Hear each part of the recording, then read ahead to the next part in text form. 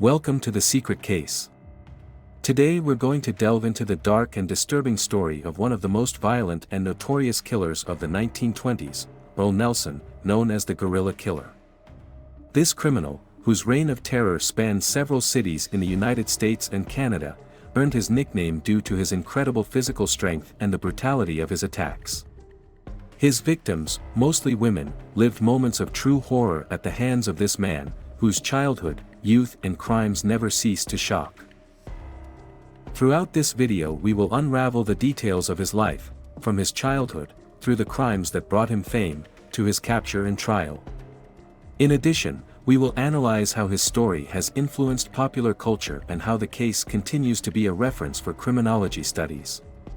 Join us on this journey through one of the most macabre stories of the early 20th century. Don't forget to subscribe to the channel and activate the bell to keep up to date with all the stories we bring you every week. If you like these types of stories, your support is essential to continue growing. Earle Leonard Nelson was born in 1897 in San Francisco, California. From a very young age, his life was marked by tragedy. At the age of 2, he was orphaned and raised by his maternal grandparents. He grew up in a strict and religious environment, which in part contributed to his erratic behavior and increasing mental instability. In addition, it is important to note that his maternal grandmother had very strict religious convictions that created an authoritarian environment, full of restrictions and inflexible rules.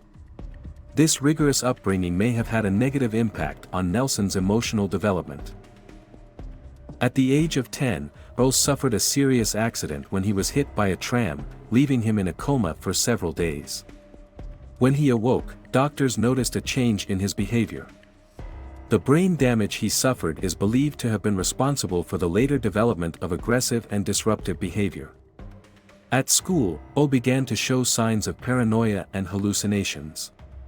He also experienced episodes of violence, which caused him to be avoided by his peers. During his teenage years, his strange behaviors increased considerably. He began to isolate himself more, talking to himself, exhibiting symptoms of paranoia, and becoming obsessed with religion and death. He spent hours reading the Bible, but he did not do it like the others. His interpretations were dark and, at times, almost apocalyptic. In addition, his morbid interest in corpses and death increased day by day, which would later play an important role in his criminality. An important detail is that Nelson, despite having difficulties in socializing, was described as physically imposing, which added to his menacing aura. Although he had a rather thin build, his physical strength was considerable. It is said that this combination of strength and violence was what made his victims unable to defend themselves against his brutal attacks. Before he became a serial killer, Nelson already had a criminal record. In 1915, at the age of 18, he was arrested for robbery and sent to prison in San Quentin. His stay in prison did not reform him, but rather worsened his already disturbed personality. Over the years, he had several stays in prisons and psychiatric institutions due to his erratic and aggressive behavior. In 1919, after being released from a psychiatric hospital, Earle Nelson began to display even more dangerous behavior. It was at this time that his fixation with older women and boarding house owners began to develop. Nelson, who was often without a stable place to live, used this vulnerability to perpetrate his crimes. During his periods of freedom, Nelson roamed the streets, stealing and committing petty crimes, although he was never convicted of violent acts until years later. Psychiatric institutions at the time failed to fully diagnose his dangerous disorder, and although he was considered dangerous, authorities failed to keep him in the hospital.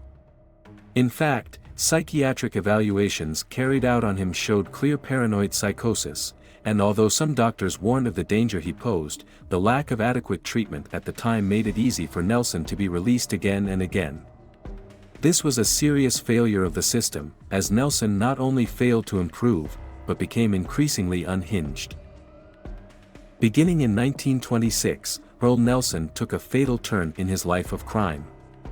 It is important to note that before this year, Nelson had already shown clear signs of a disturbed mind, but his acts had not reached the level of extreme violence that would characterize his later career as a serial killer. However, in 1926, Nelson began to target women, especially those who offered rooms for rent. He would visit them under the guise of being interested in renting, and when he gained their trust, he would attack with extreme violence. His first recorded murder was that of Clara Newman in San Francisco in February 1926. From then on, the murders continued, and authorities began to find similar patterns among several violent crimes that occurred in the following weeks and months in different cities on the West Coast. The way Nelson selected his victims was particularly cunning. He would gain the trust of women, usually widows or single women living alone, under the pretext that he was looking for a room to rent. Feeling safe with him, the women would let him into their homes, and there the horror would begin. Once inside, Nelson would not only brutally strangle them, but also, after killing them, he would place the bodies in strange positions, indicating a clear ritual component to his crimes. Nelson's modus operandi was simple but effective, and he repeated it in multiple cities across the United States and Canada. With his physical strength and the surprise of his attack, victims rarely had a chance to defend themselves. The crimes always had a sexual component, although his main objective seemed to be absolute control and domination over his victims. Earle Nelson's reign of terror spanned from 1926 to 1927. During this period, he was responsible for the deaths of more than 20 women. Most of his crimes occurred on the west coast of the United States, although his murders extended into Canada. Authorities were initially unable to establish a connection between the murders, due to Nelson's mobility and the lack of coordination between different police forces. For months, Nelson managed to evade authorities, moving from one city to another, using false names and changing his appearance.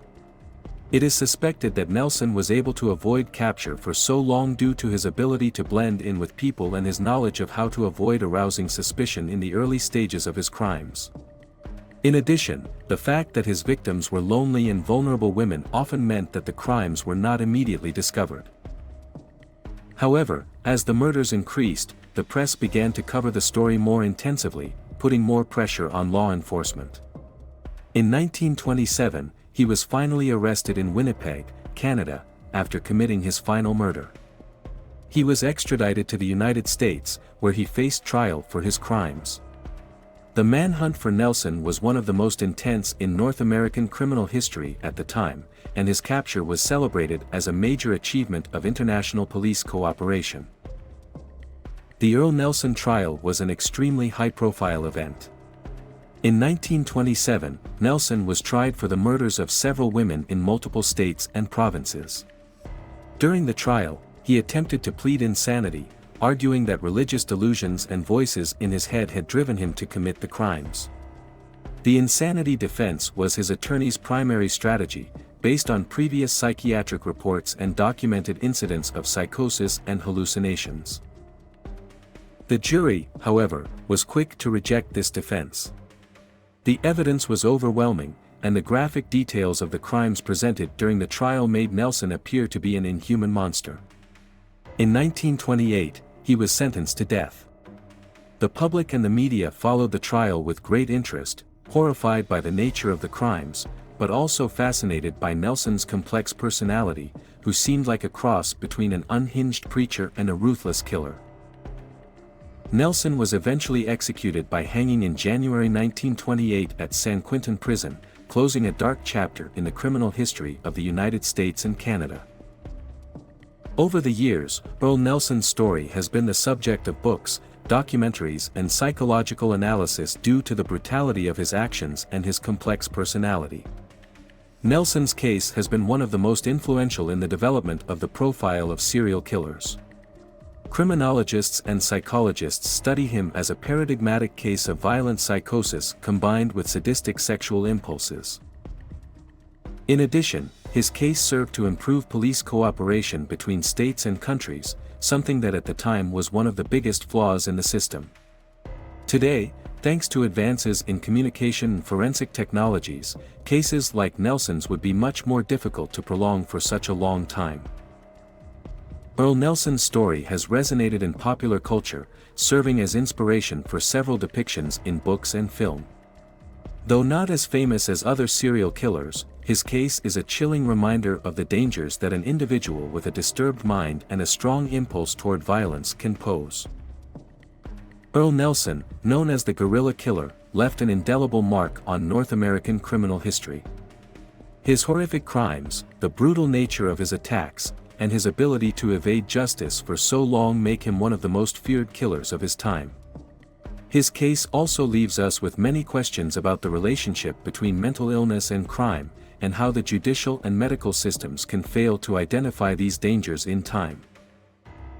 If you found this case interesting, don't forget to subscribe to El Caso Secreto and activate the bell so you don't miss any of our future videos. Leave us a comment about any other case you would like us to cover.